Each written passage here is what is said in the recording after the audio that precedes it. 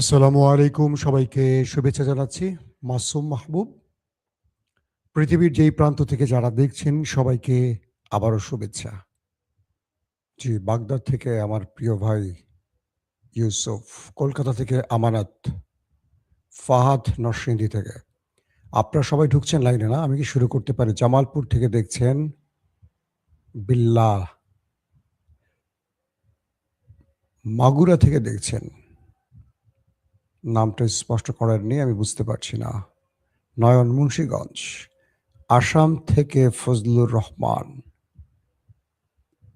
মনির নাটোর, গাইবান্ধা পলাশবাড়ি থেকে আছে না? ওকে দর্শক, আমি শুরু করছি। আপনারা সবাই কি আমাকে শুনতে এবং দেখতে পাচ্ছেন ক্লিয়ার? আমাকে একটু কমেন্ট করে জানান। সৌদি আরব থেকে দেখছেন পলাশ, আমি আমি আলাউদ্দিন। নেতা কাকু, কি অবস্থা না জানতে চান? দর্শক, ইরান এবং আমেরিকার মধ্যে যে হাই ভোল্টেজ ম্যাচ চলছে, এটা আরো গতি পেতে শুরু করেছে। ইসরায়েল এবং আমেরিকার মূল টার্গেট হলো একটা শক্তমক্ত অ্যাটাক করে ইরানকে ভয় পাইয়ে দেবে এবং ইরানকে যুদ্ধবিরতির জন্য বাধ্য করবে। ওকে, ইরান আমেরিকাকে সাফ জানিয়ে দিয়েছে যে তুমি যত বড় অ্যাটাকই করো, আমার শর্ত যেটা ছিল, যেটা দিয়েছি সেটাই থাকবে। এখন যে পরিস্থিতিটা তৈরি হয়েছে, ধরেন কালকের একটা স্টোরি দিয়ে আমি শুরু করি। মার্কিন গণমাধ্যমগুলো ডোনাল্ড ট্রাম্পের সাংবাদিক সম্মেলন কভার করতে গিয়ে অনেক প্রশ্ন করেছে। ট্রাম্প ইরানিদেরকে অনেক গালাগাল দিয়ে শব্দ উচ্চারণ করেছে। ট্রাম্পকে বলা হলো যে আপনি এদেরকে যে গালাগালি করছেন কেন? আবার তিনি বলছেন আমেরিকানরা বোকা বা আমেরিকানদেরকে নাদান হিসেবে তিনি চিহ্নিত করছেন, কারণ তিনি আমেরিকার জন্য অনেক বড় বিজয়ের কাজ করছেন, কিন্তু আমেরিকানরা তার বিরুদ্ধে লেগে গেছে। সিএনএনের এক জরিপে দেখা গেছে প্রায় 70% জনগণ ট্রাম্পের বিরুদ্ধে, এই যুদ্ধের বিরুদ্ধে। তাই মিস্টার ট্রাম্প আমেরিকানদেরকে বোকা বা গর্দভ বা নাদান হিসেবে চিহ্নিত করেছেন। সাংবাদিকরা ট্রাম্পকে প্রশ্ন করেছেন, আপনার কি মাথা ঠিক আছে? আপনি এক এক সময় এক একটা বলেন, আবার সেই বলার উপর স্থির থাকেন না। কখনো বলছেন 48 ঘন্টার আলটিমেটাম, কখনো বলছেন 5 দিনের আলটিমেটাম, কখনো আবার 10 দিন। এর কারণ কি? আপনার কি মাথায় কোনো সমস্যা আছে? ট্রাম্প বলছেন, সাংবাদিকরা বলছেন যে দেশের জনগণ বা বিশ্ব মিডিয়া আপনাকে পাগল হিসেবে চিহ্নিত করছে। কাকে বলছে? পৃথিবীর সবচেয়ে পাওয়ারফুল ব্যক্তি মার্কিন প্রেসিডেন্ট ডোনাল্ড ট্রাম্পকে, তার দেশের সাংবাদিকরা। তো ট্রাম্প বলছেন এগুলো আমি পরোয়া করি না। কে পাগল বললো, কে ছাগল বললো, হ্যাঁ, এগুলো নিয়ে কোন বাংলাদেশের মাসুম ড্রাম বললো, এগুলোকে আমি পরোয়া করি না। আমার নামটা বলে নাই, আমি আপনাদেরকে একটু মজা দিলাম।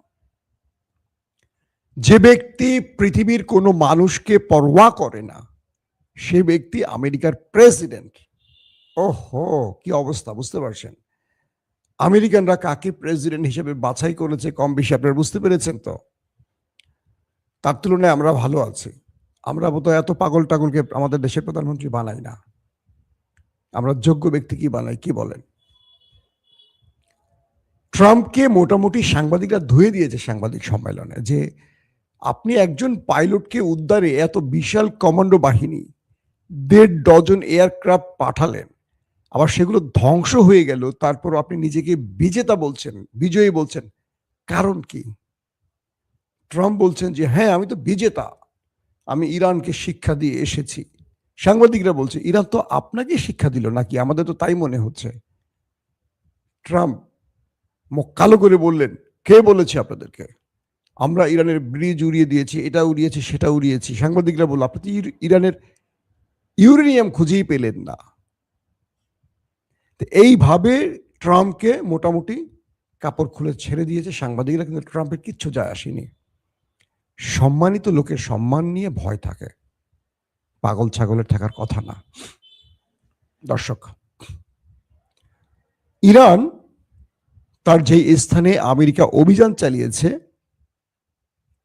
সেই অভিযানের স্থানটিকে এখন ব্যাপকভাবে পর্যবেক্ষণ করছে, পরীক্ষা নিরীক্ষা চালাচ্ছে। C-130, MQ-9 রিপার, তারপর আরো যেসব এয়ারক্রাফট ধ্বংস করেছে এগুলোর উপর পরীক্ষা চলছে। বলা যেতে পারে চীন ইরানের জন্য বিশাল লটারি লেগে গেছে তাদের হাতে। মার্কিন এই ভয়ঙ্কর যুদ্ধ বিমানগুলোর ধ্বংসাবশেষ নিয়ে ইরান রীতিমতো কাজ শুরু করে দিয়েছে, কারণ ধরে নেবেন আগামী 6 মাসের মধ্যে এই বিমান ইরান বানিয়ে ফেলবে। ইরান যে কোনো জিনিস একবার দেখলে সেটার আদলে নিজেরা তার চেয়ে পারফেক্টলি কিছু তৈরি করতে পারে, এটা আপনারা জানেন। তো ইরান এ যাবৎ শত্রুর যা কিছুই পেয়েছে সেটা নিয়ে নতুন কিছু করেছে। এটা হলো ইরানের একটা শ্রেষ্ঠত্বের জায়গা। বলা হচ্ছে যে পরিস্থিতিটা তৈরি হয়েছে এখন, চীন এবং ইরান সম্মিলিতভাবে তারা অনেক কিছু পর্যবেক্ষণ করা শুরু করে দিয়েছে এবং এই লড়াইতে ইরান যে সারপ্রাইজগুলো আমেরিকাকে দিয়েছে, এই সারপ্রাইজে মোটামুটি আমরা এটুকু বলতে পারি যে তাদের খবর হয়ে গেছে। আমেরিকা এখন আর বিজয়ের কথা বলছে না, পৃথিবী জেনে গেছে এই লড়াইতে কারা বিজয়ী। খুব ভয়ঙ্কর কিছু তথ্য আপনাদের দেই। আমেরিকা যে স্থানটিতে অভিযান চালিয়েছে এখানে বিমান ক্রাশও হয়নি, এখানে পাইলটও ছিল না, এখান থেকে বহু দূরে তারা অভিযানে নেমেছে। প্রথম প্রশ্ন তৈরি হয়েছে এটা,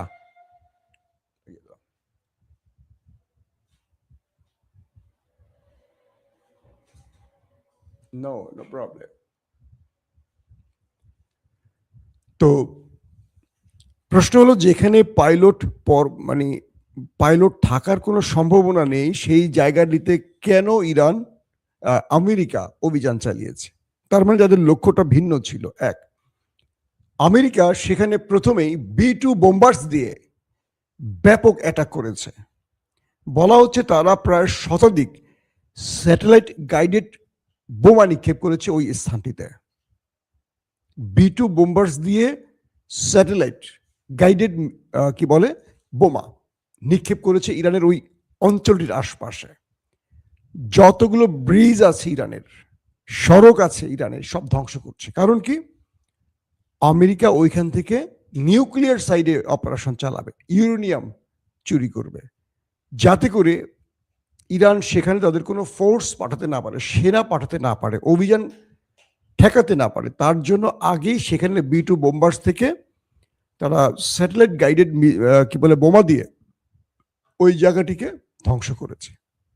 তার মানে কি, আমি যে আপনাদের গত 2 দিন ধরে বলছি তারা পাইলট উদ্ধার একটি নাটক, মূলত তারা ইউরেনিয়াম নিতে এসছে, এটি আবারও প্রমাণিত হয়ে গেছে।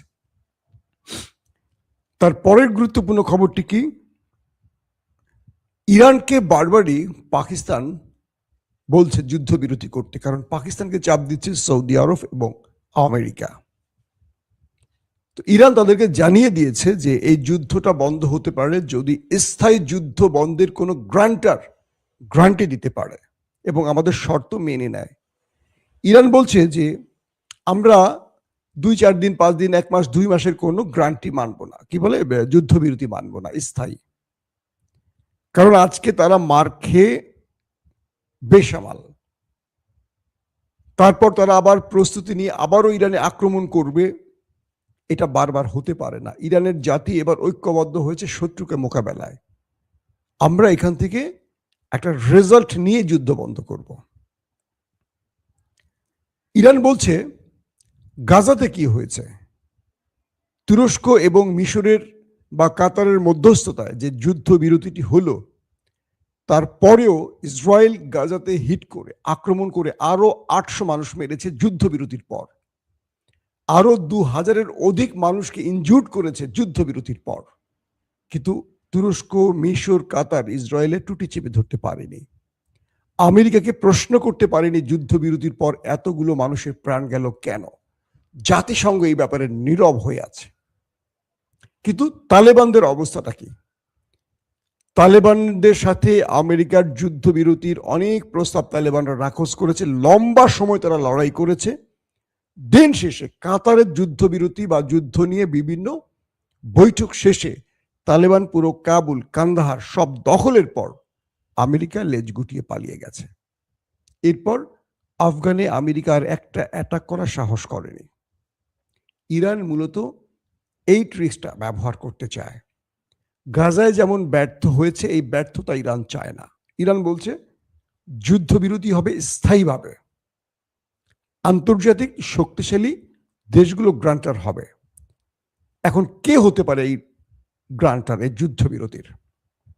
এক হতে পারে রাশিয়া, চীন, জাতিসংঘ, আর হতে পারে আরব রাষ্ট্রগুলো। আরব রাষ্ট্রগুলোকে ইরানকে ওয়াদা দিতে হবে, শর্তের মানে সেই পেপারে সিগনেচার করে একদম হলফ করে বলতে হবে যে এই গালফ কান্ট্রির কোনো আকাশ বা ভূমি ইরানের বিরুদ্ধে আর ব্যবহার হবে না। আমেরিকা যতগুলো অ্যাটাক করেছে 80% আরবের ভেতর থেকে করেছে। একটা ব্যাপার ভালো করে খেয়াল করেন, আরবের এই ভূমি বা গালফ কান্ট্রির যেই মার্কিন ঘাঁটিগুলো রয়েছে, শুনেছেন কখনো এই ঘাঁটিগুলো ইসরায়েলের বিরুদ্ধে ব্যবহার হয়েছে? হয়নি। কিন্তু এই ঘাঁটিগুলো ব্যবহার হচ্ছে কাদের বিরুদ্ধে? ইরানের বিরুদ্ধে, কখনো আফগানের বিরুদ্ধে, কখনো সিরিয়ার বিরুদ্ধে। প্রশ্ন হলো, আরবের মতো একটি দেশ তারা তাদের দেশের নিরাপত্তার প্রয়োজনে আমেরিকানদেরকে এখানে ঘাঁটি করতে দিয়েছে, আর সেই আমেরিকানরা আরবে বসে মুসলিমদের অ্যাটাক করছে বা মুসলমান দেশগুলোকে অ্যাটাক করছে। আরবরা এটা কি করে মেনে নিচ্ছে? কখনো আমেরিকা ইসরায়েলে অ্যাটাক করবে? এখন পর্যন্ত ইসরায়েলকে রক্ষায় আমেরিকা তার সর্বোচ্চ শক্তি ব্যয় করছে। যে আরবরা ইসরায়েলের সাথে লড়াই করেছে, কয়েক দফা যুদ্ধ করেছে, সেই আরবরা আজকে ইরানের বদলে ইসরায়েলকে পাহারা দিচ্ছে। চিন্তা করতে পারেন, আমেরিকা এবং ইসরায়েল যখন ইরানে স্ট্রাইক চালায়, তখন এই আরবের ভেতর থেকে মানে আরব রাষ্ট্রগুলো পার হয়ে, কয়েকটি আরব রাষ্ট্র পার হয়ে ইরানে অ্যাটাক করতে হয়।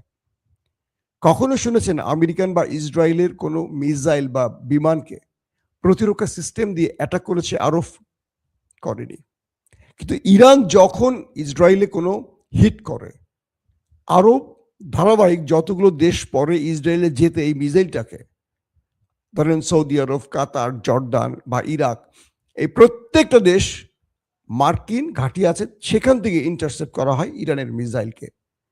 ইরান একটা ইসরায়েলে মারতে গিয়ে একটা নয়, ধরেন 4-5টা দেশের প্রতিরক্ষা ব্যবস্থাকে ফেল করে অ্যাটাক করতে হয়। আমাকে অনেকে প্রশ্ন করেন, আমার অনেক দর্শক, যে মাসুম ভাই, ইসরায়েল এত টার্গেটে হিট করে, ইরান পারছে না কেন? ইসরায়েল যখন একটা ধরেন একটা ছোট করে একটা ইটও মারে, এই ইটটা বাকি দেশগুলো ফু দিয়ে শক্তি পারে, আরো জোরে যা, আরো জোরে ইরানে মর, আরো জোরে গিয়ে ইরানে পর। ধরেন নেতানিয়াহু মারছে একটা ইট, সৌদি আরব ওইটাকে বাতাস দিয়ে আরো জোর স্পিড বাড়ায়, জর্দান ওইটাকে বাতাস দেয়, আরব আমিরাত ওইটাকে আরো স্পিড গতি বাড়িয়ে দেয় যাতে ইরানে গিয়ে ঠিক মতো পড়ে। আর ইরান যখন মারে তখন সৌদি আরব সেটাকে ঠেকায়, তারপরে সেটা দুর্বল হয়, তারপরে ধরেন আরব আমিরাত সেটাকে ঠেকায়, আরো দুর্বল হয়, জর্দান সেটাকে ঠেকায়, তারপরে ইসরায়েলে যখন ঢোকে তখন তো ইসরায়েলের ভেতরে মার্কিন ইসরায়েলি প্রতিরক্ষা তো আছেই, একটার পর একটা প্রতিরক্ষা ব্যবস্থা সাজানো আছে তাদের, একটার পর একটা, একটার পর একটা। এতগুলো বাধা টোপকে ইরানকে ইসরায়েলে অ্যাটাক করতে হয়, কিন্তু ইসরায়েলকে কখনো বাধার মুখে পড়তে হয় না। অথচ মাঝখানে এতগুলো মুসলিম দেশ যারা মুসলিমদেরই বন্ধু নয়, শত্রুদেরই বন্ধু হয়ে বসে আছে। এটা লজ্জার কিনা বলেন আপনারা? এই আরবরা কি জবাব দিবে আল্লাহর কাছে? এই আরবরা তার দেশের জনগণকে কি জবাব দেয়? তাদের জনগণরা অর্থের কাছে, তাদের প্রচুর অর্থ আছে, তো সব ঘুমিয়ে আছে, তাদের ওইটার খাড়ায় না। দেখেন না, ইরান যখন আরবকে মারছে, আরব একটা প্রত্যুত্তর দিতে ভয় পায়, কারণ আরব তো যুদ্ধ করতে পারে না। ওরা গোপনে আমেরিকার মধ্যে ঢুকে কিছু ড্রোন বা মিসাইল মারে, অভিযোগ উঠছে, এখন ওরা স্বীকার করেনি, সৌদি এবং আরব আমিরাতের বিরুদ্ধে বিভিন্ন গণমাধ্যমে, সত্য কি মিথ্যা জানি না, এটা পশ্চিমাদের প্রচারণা বা প্রোপাগান্ডা হতে পারে। তো যে আরব যুদ্ধ করার মতো শক্তি নেই, সেই আরবরা আমেরিকার থেকে ট্রিলিয়ন ট্রিলিয়ন ডলারের অস্ত্র কিনে বসে আছে কেন বলেন? তার মানে হলো এরা সবসময় ওদের শক্তিতে নিজেকে পাহারায় বসিয়ে রাখছে, অর্থাৎ আমেরিকার ছায়ায় বেঁচে থাকতে চায়। এরা আল্লাহর উপর ভরসা করে না। আর এদের জনগণও এই সরকারের উপর খুশি হয়ে আছে, কারণ এদের কোনো বিপদ আপদ নেই। এটাই এদের দুনিয়ার বেহেশত। মুমিনদের জন্য তো দুনিয়া বেহেশত নয়। দর্শক, ট্রাম্পকে প্রশ্ন করা হলে ট্রাম্প বলেছেন মঙ্গলবারই ফাইনাল, অর্থাৎ আসছে, আজকে তো বোধহয় মঙ্গলবার নাকি, মঙ্গলবারই ফাইনাল। আর কোনো ডেডলাইন বা আলটিমেটামের টাইম বাড়ানো হবে না। তার মানে মঙ্গলবার ইরানে ম্যাসিভ আকারে অ্যাটাক করতে যাচ্ছে আমেরিকা এবং ইসরায়েল। ইরানের গণমাধ্যম কিছু বড় তথ্য ফ্লাশ করে দিয়েছে, আর সেটা হলো যে ইরান ঘটনাস্থল পরিদর্শন করে অনেকগুলো তথ্য উপাত্ত সংগ্রহ করেছে। এর মধ্যে একটি হলো যে লড়াইটা বা যে অভিযানটা ইরানের ভেতরে হয়েছে, সেখানে মার্কিন পাইলট, একজন নারী পাইলট, তিনি ট্যুরিস্ট ভিসায় চলে গেছেন ইসরায়েলে এবং সেখানে ইসরায়েলি বাহিনীর সাথে যোগ দিয়ে পরিকল্পনা করে পরবর্তী সেখান থেকে তিনি ইরানে অ্যাটাকে আসছেন। বুঝতে পারছেন? আমেরিকা যে বারবার দাবি করছে যে এই যুদ্ধে তারা দায়ী না, অমুকে দায়ী, তমুকে দায়ী, দেখেন মার্কিন একজন পাইলট তিনি আমেরিকা থেকে ট্যুরিস্ট ভিসায় ইসরায়েলে গেছেন, সেখানে গিয়ে ইসরায়েলি বাহিনীর সাথে পরিকল্পনা করে সেখান থেকে ফ্লাই করেছেন। তার কাগজপত্রগুলো ইরান উদ্ধার করেছে। তিনি বেঁচে আছেন না ওপারে চলে গেছেন কেউ জানে না, এই মুহূর্তে জানা যায়নি। তার মানে ইরান যে পাল্টা প্রতিঘাত করেছে, সেখানে ইসরায়েলি এবং আমেরিকান প্রচুর সেনা চলে গেছে জায়গা মতো, এবং তাদের অনেকে বলবেন লাশ কোথায়, সব পুড়ে গেছে। সেখানে তো এয়ারক্রাফট গুলোকে ধ্বংস করা হচ্ছে। বিমান বিধ্বস্ত হলে সেখানে কারো লাশ পাওয়া যায়, সব পুড়ে ছাই হয়ে যায়, কয়লা হয়ে যায়। তার মানে হলো ইরান যে সাসপেক্টই করেছে সেটি রাইট। ইসরায়েল এবং আমেরিকা সম্মিলিত এই অপারেশনটি করছে, শুধু আমেরিকা একা নয়। ইরানের বিরুদ্ধে যে অভিযানটি হয়েছে সেখানে ইসরায়েল নিজেও প্রবেশ করেছে, তারাও বড় রকম মার খেয়েছে। শুধু 1 ডজন এয়ারক্রাফট আমেরিকা হারিয়েছে বিষয়টা এরকম নয়, এর মধ্যে প্রচুর সংখ্যক ইসরায়েলি পাইলট সেনারা ছিল, কমান্ডো সদস্যরা ছিল। আর মূল উদ্দেশ্যটা ছিল তারা ইরানের স্থল অভিযানে আসছে, এখান থেকে ইউরেনিয়াম লুট বা ধ্বংস, পাশাপাশি ইরানের মধ্যে বড় রকম অভিযান, গুরুত্বপূর্ণ টার্গেটে। এটি ব্যর্থ করে দিয়েছে। এখন আজকে থেকে তারা কি করবে এটি নতুন করে হয়তো বা আমরা পরবর্তী খবরে জানাতে পারবো, কারণ ইরানের বিরুদ্ধে এই দুটো দেশ আজকে বড় মাত্রায় অ্যাটাকে যাবার ঘোষণা দিয়েছে। আর ইরান তাদেরকে পাল্টা প্রতিরোধ করতে কি করবে সেটিও আমরা আজকে পরবর্তী সংবাদে আপনাদের জানাবো। এখনকার মতো বিদায় নিচ্ছি। প্রত্যেকে ভালো থাকবেন। আল্লাহ হাফেজ।